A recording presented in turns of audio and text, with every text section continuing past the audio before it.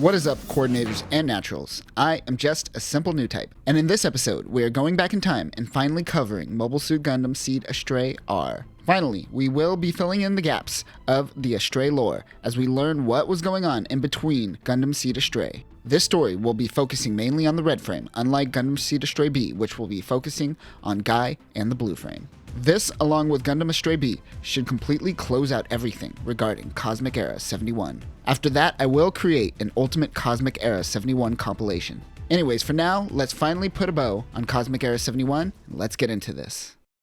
Our journey begins with a summary of the events of Chapter 1 of Gundam Seed Astray. I will briefly summarize for those who haven't watched the videos, but if you haven't, I would definitely recommend it. Lowe is a member of the Junk Guild. He can fix almost anything. The Junk Guild receives a message that Heliopolis is under attack. Of course, this attack sets off the events of Kira's journey. When the guild goes to the now destroyed Heliopolis, Lowe happens to find two mobile suits. This happens to be the Astray red frame and the Astray blue frame. As he does a diagnostics, Lowe runs into Guy and Serpent's tail. Now, one thing to note about Astray R is that we are getting a lot of inner dialogue of Lowe in this. Also, as Guy steals the blue frame, we don't really see his face as we do in Astray. Early, the story is letting us know this is very much a Lowe story. Pirates begin appearing, and the two go out and ward off all the danger for now.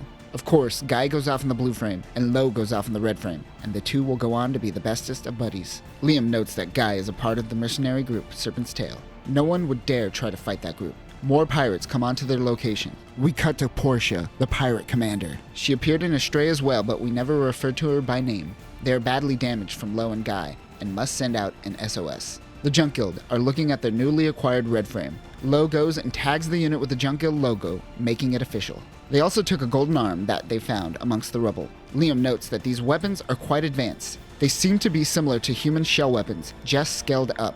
This means that any mobile suit can essentially use the Astray weapons. Remember, each mobile suit, or in most cases a series of mobile suits, are essentially designed with specific connectors, which make sure they can authenticate with proper weapons. Think of the dagger as having a USB-C connection and the Jin having a Thunderbolt connection. They won't work if you put a USB-C in a Thunderbolt port. This is essentially true with mobile suits as well. The professor gets an SOS from the ship in distress. The crew thinks that it is most likely pirates pretending to be in distress. Liam suggests that there is a 99% chance that EFF cleanup crew will most likely find them. Lowe wants to go save them simply because it isn't a 100% chance. I'm not sure the tone conveyed here with the face that Lowe makes to Liam. I am pretty sure this is conveyed as Lowe with a sense of determination. The onomatopoeia at the bottom is girodi, which means someone staring at you. But the artwork makes him seem more sinister, which seems out of character.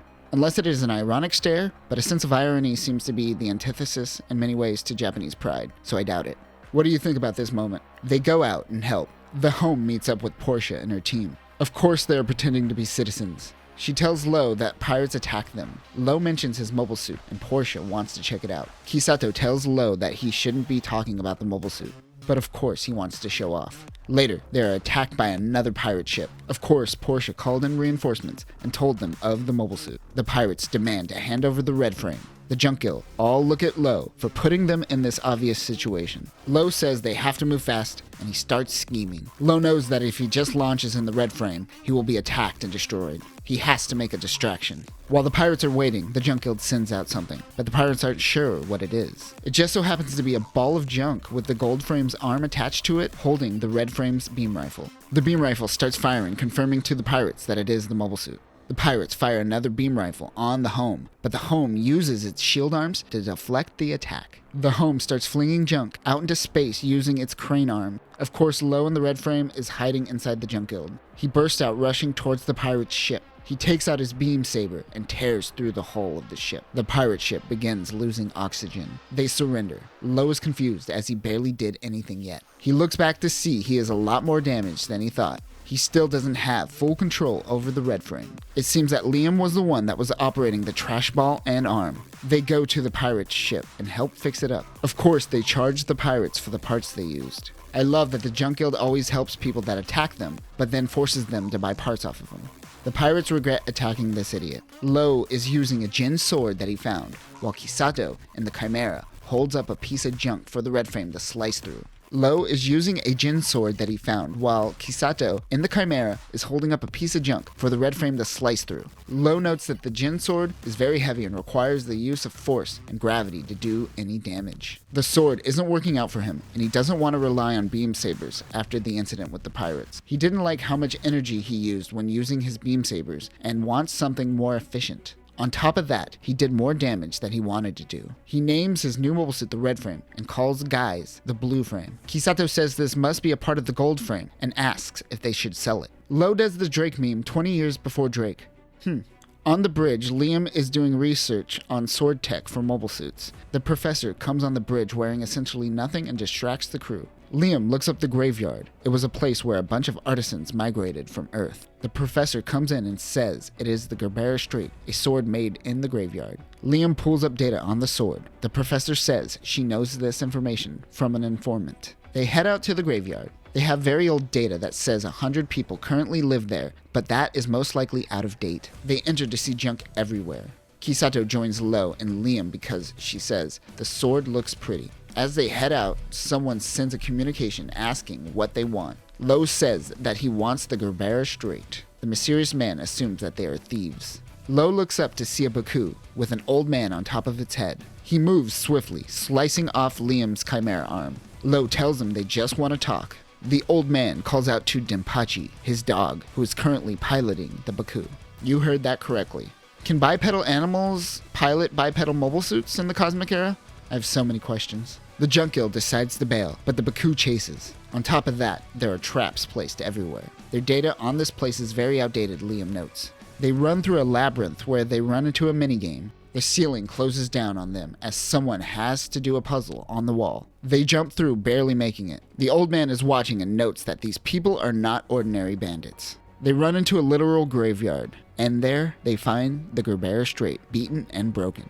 The old man comes in and tells them that he's been watching. Liam asks about the graves. The old man tells them that the graveyard was once a flourishing place, full of generations of artists who passed down their skills. But over time, their craft became obsolete. The people actually migrated, but the graves are actually data files. Each data file contained that individual's craft, left there for someone, anyone, to actually pass down their skills. The man is just waiting to die and says they are out of luck. But Lowe, being Lowe, says that he will learn how to fix the Gerbera Strait and asks the old man if he could teach them the way of the blade. The old man calls him an idiot. I'm starting to see a pattern here. The old man and Lowe are training with swords. We learn that the old man's name is Unno, aka the last survivor on the graveyard. Lowe is getting impatient with his training methods. Unno tells him that the Jin sword relies on its weight to do damage, but a katana is lighter and with precision has the ability to cut through a target with a single slice. Lowe asks him to teach him some secret techniques. He calls Lowe an idiot who needs to learn how to slice before learning a special move. While this is happening, Liam and 8 are monitoring his movements and applying it to the red frame. Meanwhile, out in space, the informant, Kenneth Lucchini, is giving information on the Junk Guild, the home, and the red frame to a series of mercs that just go by Merc 1, Merc 2, and Merc 3. Kenneth says that Kisato may be useful to them. Back at the graveyard, Lowe is working on forging the sword, but Unno tells him that it isn't sharp enough. He continues working on the sword. The old man notes that Lowe learns at extremely fast speeds. The professor urges Kisato to go help Lowe. As she goes out in the Chimera, she accidentally crashes. They tell Kisato that they can handle it without her. She feels useless, and we get a flashback of her being clumsy and antisocial. She feels like she is a burden. While wallowing in self-doubt, a Jin comes in and captures her. Unno says that this attempt is close, but it is still not at the level of the original sword. Suddenly, the 3 Jins come in with Kisato as a hostage. They want the red frame. Lowe tells Kisato that he is going to save her. He is holding the Gerbera Strait. Lowe squares his shoulders, and Unno notes that he currently has a perfect fighting stance. He goes in with the quickness and slices directly through the Jin, just as Unno taught him. Kisato falls, and the 2 other Jins retreat out of fear. Lowe tells Kisato that she isn't a burden, but she yells at him for almost slicing him with the Gerbera Strait. The 2 squabble. Meanwhile, Kenneth is watching the whole thing go down. He says that Lowe might be very useful to him. After training with Master Unno, the Junk Guild leaves the graveyard. But before leaving, they decide to go scavenging around the debris sea. Liam, Lowe, and Kisato are all bickering to one another when they see a glimmer of light appear in the distance. It is Junius 7. The colony that once housed 250,000 coordinators are no more. Seeing this sours everyone's mood, and they suddenly don't like pillaging the remains of the dead. I mean, they stripped the remains of Heliopolis to pieces, but Junius 7 turned you off? I don't understand your culture, Cosmic Era. Lowe looks at the rubble and doesn't understand why one would want to destroy things. He says he hates this place. They look over to see another light. It is a battle. A team of TS MA2 Mobiuses. Mobii? The mobile armors are attacking a plant civilian ship. The crew is struggling. If they take one more hit, they will be sitting ducks. They must prepare the escape vessel for their passenger, Lacus Klein, daughter of the current chairman, Siegel Klein. Lowe sends out a message to the Alliance to stop. Kisato heads back to the home. Somewhere else, Kenneth Lucchini is meeting with a pirate named Elisa Azana. Kenneth is an informant that pushes information. He tells Elisa that they gave information to the Alliance and informed them that his aft crew was posing as a plant civilian ship. He did this because he wanted to see what the Junk Guild's reaction would be. He informs Elisa of the situation regarding the Astrays. Orb and Heliopolis was hired to make mobile suits for the Alliance. Orb steals Alliance data. Orb makes their own mobile suits behind the Alliance's back. These are the Astrays. Back with the Junk Guild, Lowe begins attacking the mobile armors. Lacus Klein ejects in an escape pod. The mobile armors flee. Lowe goes in to check the ship for survivors. One mobile suit comes in and attacks Lowe in the red frame and shoots a missile towards Liam. These are the Jin Fuego and the Jin Tempester. The ZG-MF 1017 Jin Tempester is a custom variation of the Jin with greater mobility for space. It has additional vernier thrusters, but this thing is a battery drainer. This unit works in tandem with the long-ranged Jin Fuego, while this unit does mid-range shooting and uses its speed to distract. It has a heavy polearm, a 76mm heavy assault machine gun, which is standard for Jin, and a knife. The ZG-MF 1017 Jin Fuego is another custom Jin developed for heavy assault. This Jin is very custom. It doesn't have legs, and its arms were removed for smaller shield arms. It resembles a hover tank more so than anything else. The main weapons has a 16-tube missile launcher. Fuego also has a handgun and a shield. This is Otark and Elisa. They tell them that they are pirates and that they are here to steal the red frame. They have been through this dance before. In fact, Liam notes that this happened already in the graveyard and that someone might be leaking information about them. Liam in the Chimera falls back while Lowe handles the two. But Tempester takes off with insane agility. He comes in fast and tries to attack the red frame. Lowe dodges, but 8 tells him that he is out of power. He heads to Liam and changes his current battery pack, but it isn't really that much. He goes in and attacks Tempester by throwing his beam blade, which catches Elisa off guard. Otark is also running out of energy. He goes and resupplies. Lowe and Liam traces the mobile suits and are able to recognize Fuego's movements in the debris. The red frame throws a flash grenade. It distracts Fuego and Lowe is able to go in and take the energy pack. He goes in and destroys Fuego. This upsets Elisa and she rushes Lowe. He takes out the Gerbera Strait and slices her Tempester in two. After the battle, the Junk Guild goes in and inspects the ship, but it appears no one is no longer on it. They hope that they all escaped safely. Meanwhile, Kenneth comes in and picks up Elisa, who is still alive. He is surprised that they were able to take out her mobile suit. During our Gundam Seed coverage, we saw Blitz Gundam and the Le Creuset team destroy the Umbrella of Artemis. This technology would later be integrated into Hyperion Gundam.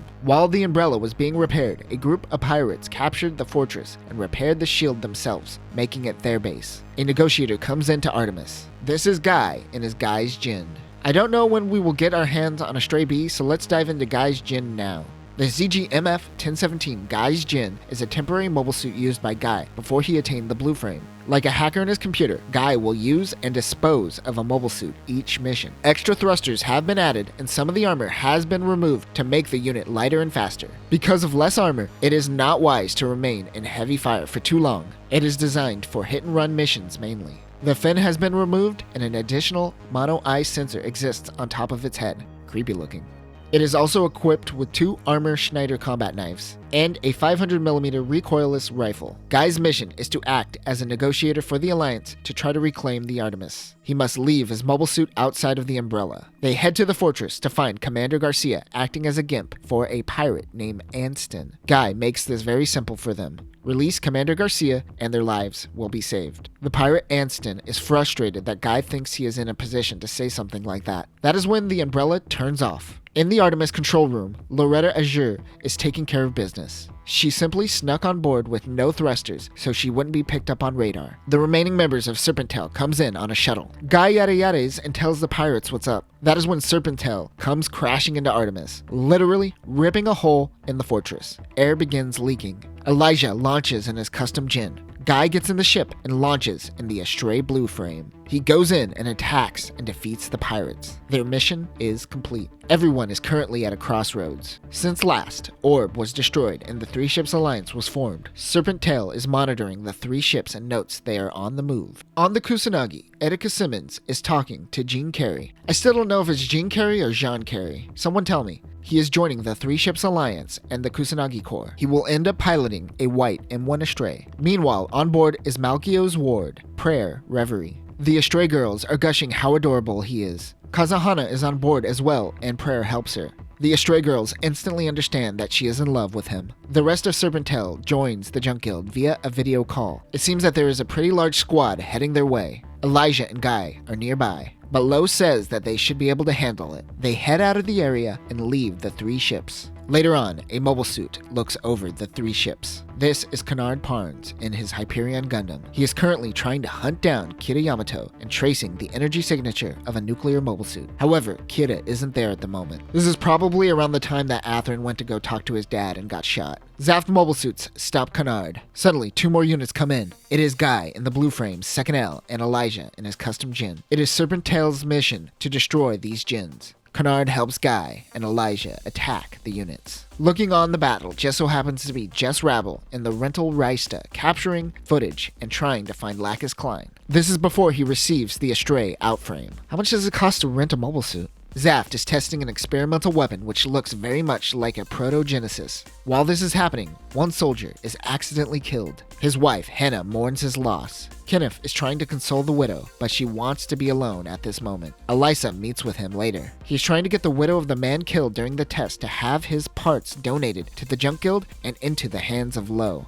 Once again, Kenneth is trying to test him. The Junk Guild heads towards Dejima. During the end of the First Alliance plant war, the Junk Guild wasn't allowed to conduct any commerce within the plants. Dejima is a place outside of the plants where all business is conducted. Lowe notes that the Jin they came to pick up was well maintained. Hannah, the widow, comes in and yells at Zaft for fixing this unit and to continue to use it as a weapon of war. But she has no authority or rank. Before leaving, she says, "You will regret this." They note that the black box and data is most likely melted into the unit from the accident. Hannah opens up a suitcase to reveal a bomb. Suddenly, an explosion occurs in the hangar. Lowe and Liam were lucky to get out of the area in time. They want to head to the port, but Lowe is going to head out in the red frame. Liam tells Lowe that this has nothing to do with him. Lowe wants to try to get that data disk. Hannah wasn't able to destroy the Jin with the bomb, but she has more. Lowe parks his red frame and gets out next to her. She realizes that he is going for her husband's Jin. Fire is about to hit a fuel pipe.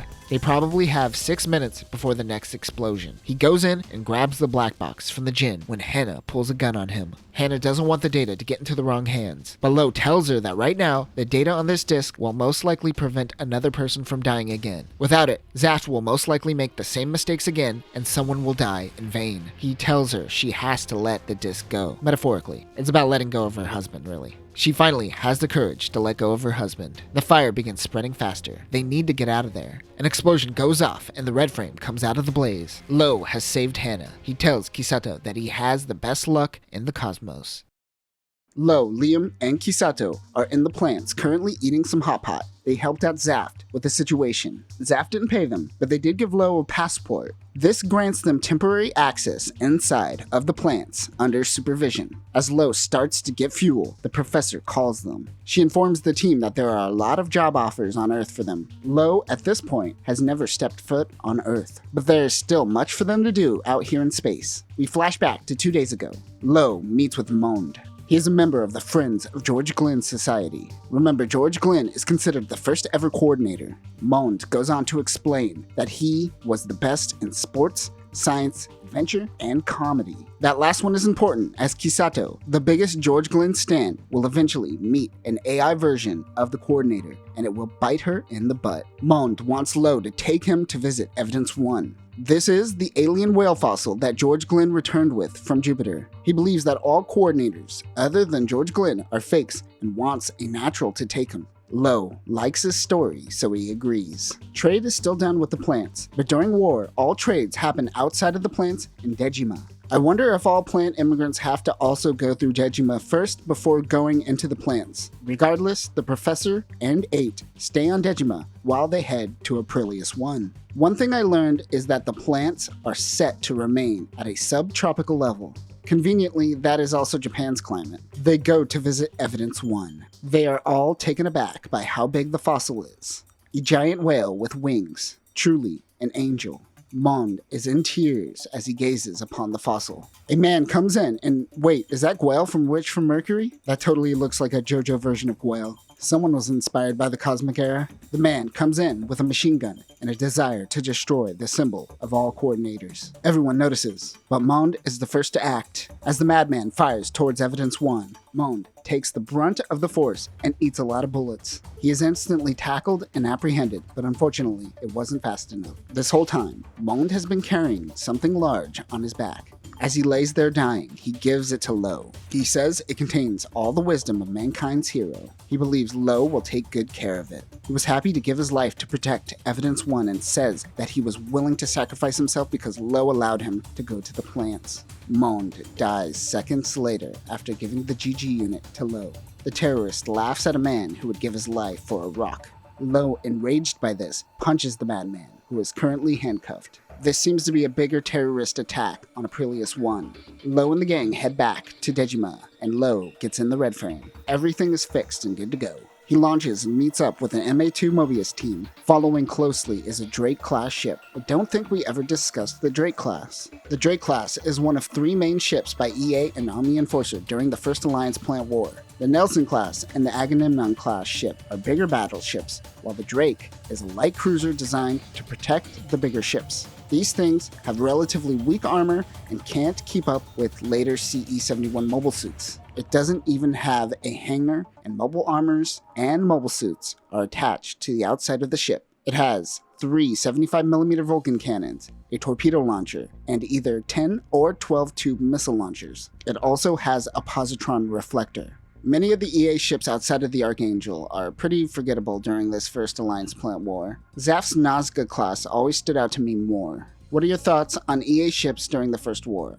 Do you think they stand out? Lowe begins doing damage to the terrorist fleet. The attack only took 10 minutes. The Drake class and 12 mobile armors were destroyed. Zaf later found out that this was the work of Blue Cosmos. As Lowe engaged in battle in Zaf's airspace, his passport was revoked and they had to leave the plants. They're super bummed out, but at the same time, they don't understand why naturals on Earth would want to destroy coordinators. As naturals who live in space amongst the coordinators, it makes no sense to Lowe. He decides that it is time for them to go to Earth. They have much to learn about the naturals who live on the planet. In the hangar, Lowe recently learned how to output energy from his hand plugs to create energy orbs. Outside of the home, a mobile suit is watching them. It is the Gold Frame. Elisa and Kenneth are currently pursuing the Gold Frame. Kenneth notices that their paths are going to cross with the Junk Guilds. Elisa seems to be okay with it, but Kenneth decides to go and help the Junk Guild. He seems to be the one to want to kill Lowe. Currently, Lowe and the team are working on destroying a piece of junk that is entering the Earth's atmosphere. They are trying to keep the debris in one piece if possible. As they are getting to work, Lowe notices something and gets a weird feeling in his stomach. He goes out to investigate, even though Liam tells him to stop messing around. This mirrors the attack in the original Astray manga. An unknown pilot begins attacking Lowe. He doesn't have his beam rifle currently, so the home launches his beam rifle and a piece of debris. Lowe uses his new energy beam move to attack the Gold Frame, but he is pushed into Earth's atmosphere. The Gold Frame retreats. What is one thing that is new here is that the pilot's intentions were to use the debris to fall on the Zaft base, Gibraltar. As Lowe enters the atmosphere, he thinks he is a goner, but the home comes in to save him. They use the debris to protect them from re-entry. As they are re-entering the atmosphere, vernier thrusters are turned on and the debris is activated, causing it to change course. Gibraltar, of course, notices this and plans on shooting down the debris with Lowe and the junk guild still on top of it. Right before Zaft launches the missiles, they are hacked and prevented from firing rockets. It is Kenneth. He leaves the rest up to Lowe. He says if Lowe can't stop the debris, then he isn't worth his time. Lowe has little time to act. He goes out with his red frame and breaks into the hull of the debris with his Gerbera straight. He attacks a power generator which explodes the debris. He explodes it just in time as the mass barely misses the Zaft base. As they make their way to Earth, Lowe stares at the planet with his eyes for the first time. Lowe and his team finally make it to Earth, but their ship, the Home, received a lot of damage. Remember, make sure you are reading Gundam Seed Astray in tandem with this manga, as this covers the in-between stories of that one. They now need a new ship. They make a deal to buy a recently sunk Lesseps-class ship. This just so happens to be Andrew Watfield's ship, which was taken out by Kira. Lowe is super happy about the purchase, but the professor thinks she may have been ripped off. We get a cliche of Lowe walking into Kisato while she was changing, but during the scene, we learn that Watfield's men used to destroy many of the villages in the area, which is why Zaft is so quick to get rid of it. The team is working hard to fix up the ship. Kisato notices something and thinks it is a ghost. The junk guild goes in to investigate. They find a secret door and someone hiding behind it with a gun. Lowe tries to get him to lower his weapon. It just so happens to be Martin DaCosta. DaCosta is a Watfield loyalist and will be a member of the Eternal and the Three Ships Alliance. DaCosta introduces himself to the team. He says that there is no way that someone could fix this ship. He has tried everything, but Lowe says that he can make it happen. Martin finds him weird. DaCosta tells them that there is something very important on board this ship that he wants to bring back to Zaft, but can't do so unless the ship is moving. He says he is tired of fighting and creating new enemies. The professor gives him a cup of coffee, and DaCosta is instantly able to name the blend of the bean. He says he knows a guy that won't shut up about coffee. DaCosta and the Junk Guild work together to fix up the Lesseps. While this is happening, a Blue Cosmos group is watching over the ship. They send a message to the Junk Guild members suggesting that they kill themselves before firing their missiles. Savage. DaCosta says he will go out alone since he is the only Zaft member and doesn't want anyone to get involved. But that is when Lowe says, nah, these guys are jerks. I will take care of this. As he goes in to attack, the Blue Cosmos team launches their missiles. They aren't going to be able to dodge them and their armor isn't strong enough. They turn on the Lesseps. It uses a scale system to make the craft hover. Apparently, it liquefies everything underneath it and allows it to float. Lowe and the Red Frame start jumping up and down on the piece of debris. This causes the debris to lift up and shield them from the missiles. Not really sure how that works, but yeah, I'll go with it. The Blue Cosmos team runs away. The Junk Guild gives DaCosta a truck to drive out to Gibraltar, which isn't far from there. He says that meeting Lowe makes him truly believe that the war is a mistake. Lowe says that if there are more people who think just like him, this war will come to an end soon.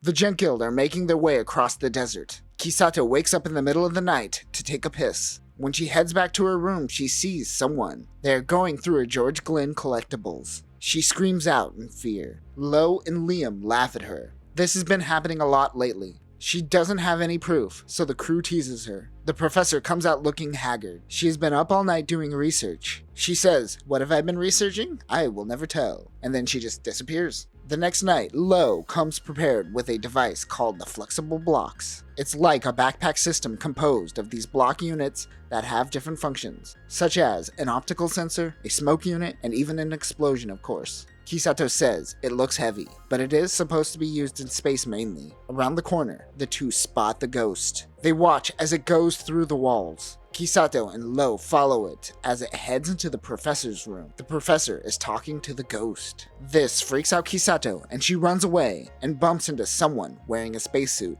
The man she bumps into runs away. Kisato is very confused, but Lowe notes this person isn't a ghost and chases him. Lowe gets into the Red Frame, and the mysterious man enters his Jin Tactical Air Reconnaissance Type. The ZGMF TAR X1 Jin Tactical Air Reconnaissance Type, or TAR, is an experimental unit designed to further the development of the DIN. It has a helmet and turbojet engines and transforms into a flight mode. The helmet contains a 3D sensor array. This unit can get in and out of places due to its Mirage colloid tech. It is also equipped with an experimental close combat beam assault rifle and a 76mm heavy assault machine gun. As the two fight, Lowe finds out that he is after the giant meteor that they pulled out of the sea. He tells Lowe to hand it over. Liam comes rushing in to help Lowe, but the professor says he will be fine. A man next to her says that he could lend her a hand. It happens to be George Glenn. Liam is very confused. George Glenn makes himself big outside of the ship. It confuses the Gen pilot, allowing Lowe to make his move. The professor says the GG unit is essentially George Glenn's brain. She created a hologram system that allows the GG unit to interact in real space. George Glenn says that he wants to remain a secret until he looks his best. Later, the team heads back into space using the mass driver system. In space awaits their new ship. Kenneth Lucchini is talking to Guy of Serpent.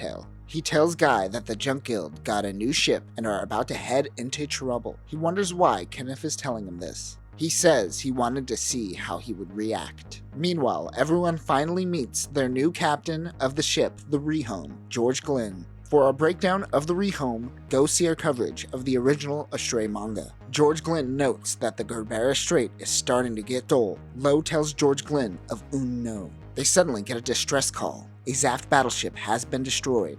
They notice the culprit. It is the Goldframe Amatsu. Kenneth tells Guy the Goldframe pilot Rondo Gina Sahaku is working for the Alliance. Lowe tells him that he doesn't control the world. The Goldframe disappears with its Mirage colloid tech. It gets the upper hand on the Redframe. The Rehome goes in to help. As the Goldframe holds down the Redframe, the Rehome fires missiles long enough for Lowe to break free. He pulls out the Gerbera Strait and attacks Rondo, but he is able to destroy his sword. Everyone is in shock. That is when Guy in the blue frame 2nd L comes in and helps him. Lowe gets the upper hand and does damage to the Goldframe. He tells Rondo that he doesn't deserve the Goldframe based on how he treats machines. We cut to the graveyard. The Junk Guild finds it ominous how quiet it is. That is when Unno's dog, Denpachi, comes in. He looks sad. They follow him back to find Unno passed out. They get him to his home and get him some tea. Lowe tells him to take it easy. He doesn't listen as the next thing he does is fight Lowe. Lowe is able to win the battle. While they fix the blade, Kisato wonders if Unno let him win. He tells Kisato the concept of Katsujinken.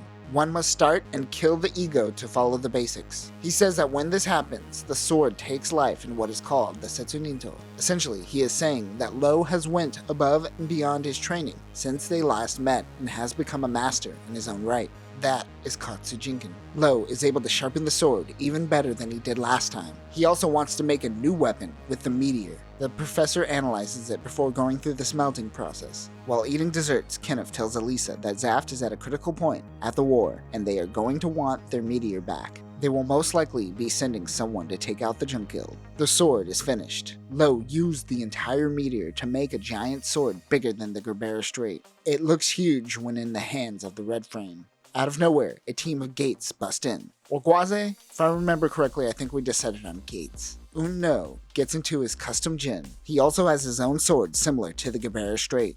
They begin shooting at Unno. He is able to use his sword and deflect most of the attacks, but some get through and he is shot. They demand to know where the medal is. Lowe, furious, picks up the giant sword and slices through all of the gates. He goes to help out Unno. The old man says that he is happy that he returned before he died. He tells Lowe to take all of the data of the artists and the craftsmen of the graveyard and delete it. He is happy that his sword skills will live on with Lowe. That is Katsujinken. Unno slowly passes away. The Eternal team has recently defected from Zaft, and we are in need of supplies. As the Eternal links up with the Archangel and the Kusanagi, Watfield looks out to see his old Desert Tiger custom Baku. He refers to it now as a house cat. Outside is the retrofitted custom Baku that is piloted by Kisato. She is with the Redframe and the Rehome. They are the ones helping out with the resupply. One thing to note about Kisato's custom Baku is that it is obviously retrofitted to work in space, but also the missile pod is replaced with articulating arms for junk gathering. Lowe notes that you don't typically see an Alliance ship, Orb ship, and Zaft ship all in one place like this. He also says that wielding what they are dubbing the Gerbera Strait Volume 2 really messed up the Redframe's arms. They have it mounted on the outside of the Rehome. Lowe goes to talk to DaCosta. While they are talking, Watfield introduces himself to the Junk Guild. He thanks Lowe for saving his life. Remember, when they met DaCosta on the Lesseps back on Earth, DaCosta made Lowe promise that he would safely deliver pods. Apparently, Watfield was hiding out in one of these pods. If you ever wanted to know how Watfield survived, well, here you are. I think I could have gone without a detailed explanation of how he survived. Leave a little mystery.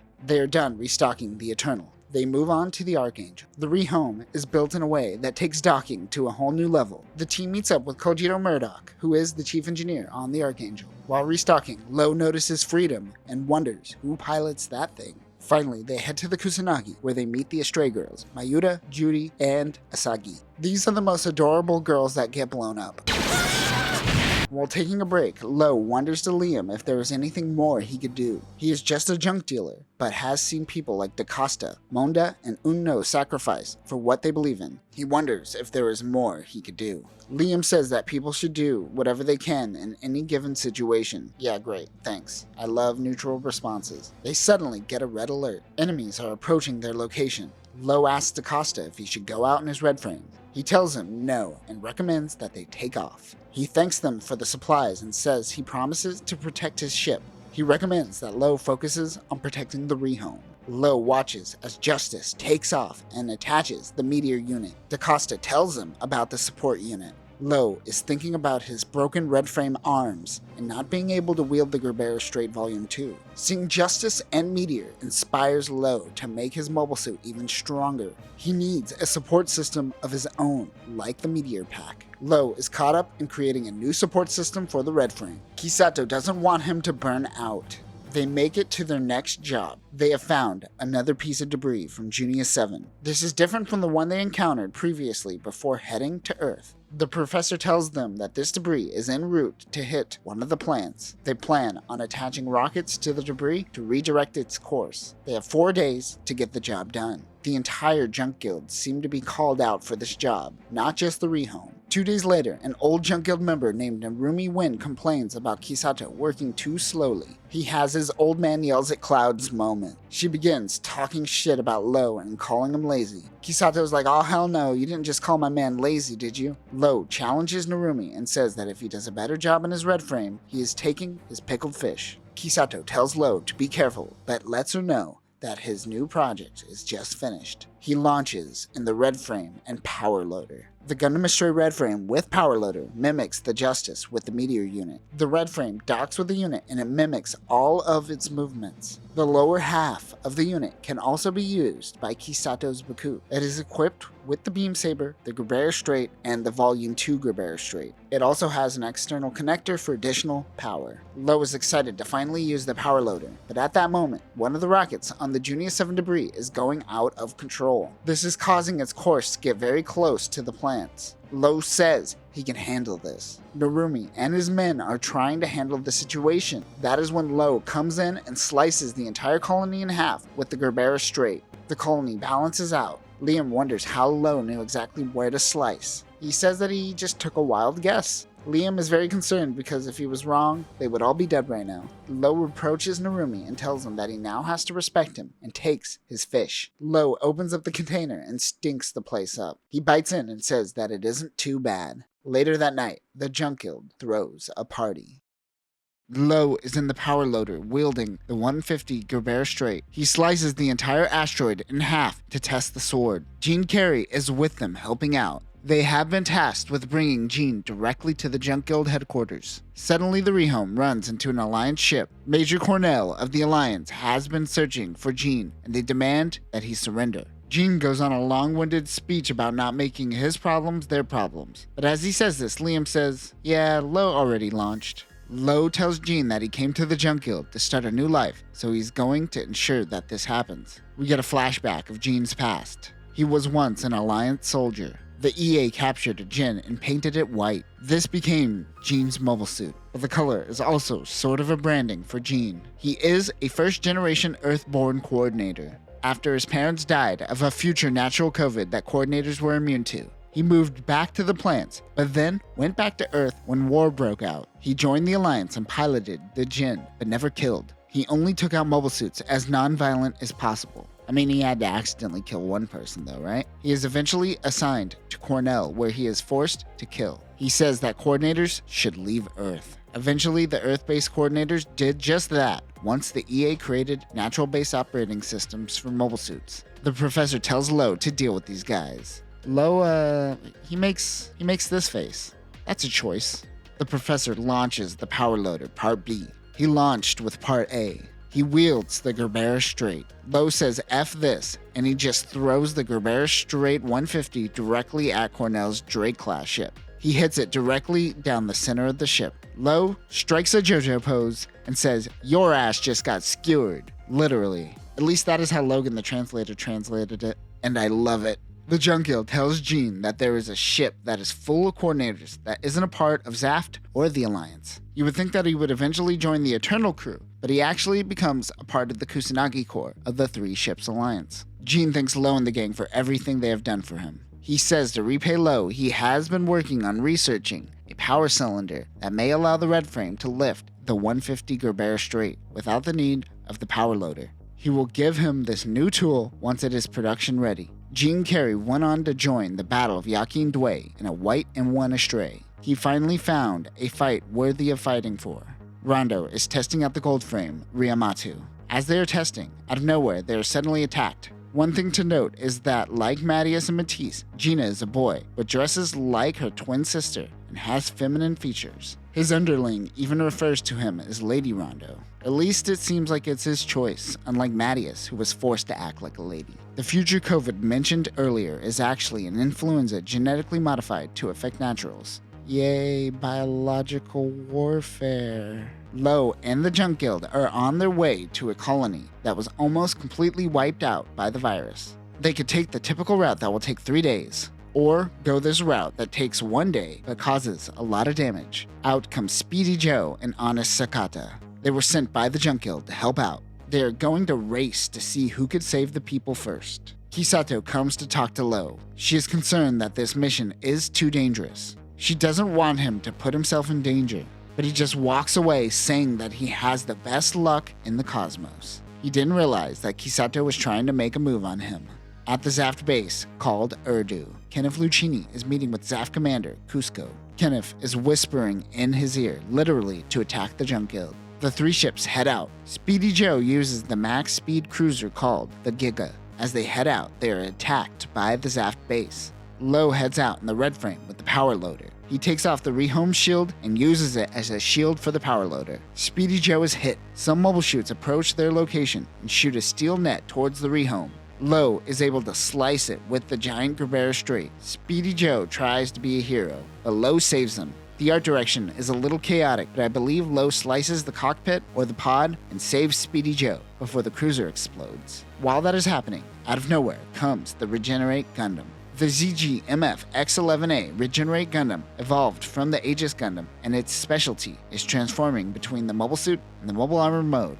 This thing is a beast at 35.6 meters. Compare that to Freedom, that is 18 meters. It is the biggest mobile suit until the Destroy Gundam comes on the scene. This unit has phase shift armor, an in-jammer canceller, and is nuclear powered. Its propulsion system utilizes Genesis Alpha and also uses gamma rays to gain high speeds. We will see Lowe use this technique on the rehome in the future when he heads to Mars. This unit has a beam sword that is the same used on the Meteor system. It also has a long beam rifle, 76mm CIWSs, and a beam gun. And of course, it has Mirage Colloid tech for stealth. Just when you think the Cosmic Era can't get any more ridiculous, it finds a way to step up its game. And you know this exists just so Lowe has something to fight with his power loader. Big thing fight big thing. In mobile armor mode, it comes in and attacks the Zaft base. Kenneth is watching in shock. He is mainly mad at himself for not knowing that Ash Gray, the pilot of the Regenerate Gundam, would come. According to him, that's bad intel. His arrogance is so grand that he truly believed that he controlled the entire situation. Meanwhile, Speedy Joe, Kisato, and Liam are delivering the vaccines. They all wonder where Lowe is. Ash Gray holds a voodoo doll of Lowe. Not weird at all. Kenneth is going crazy researching when Elisa comes in. He found out that this mobile suit is indeed an enemy, not just to him, but to mankind.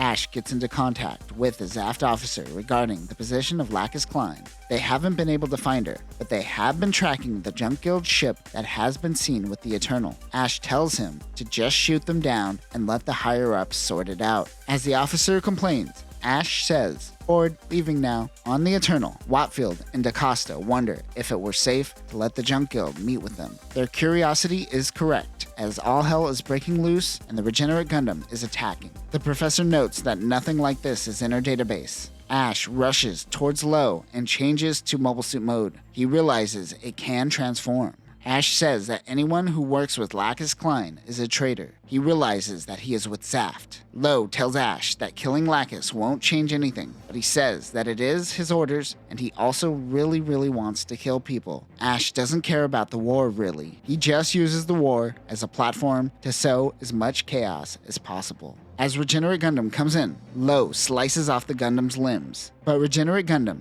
get this, regenerates. Gasp. The extra parts mean that the mobile suit stores them somewhere. Lowe finds Ash worthless. He says that even the worst people that he has fought against were fighting for something, and he doesn't tolerate Ash's nihilism.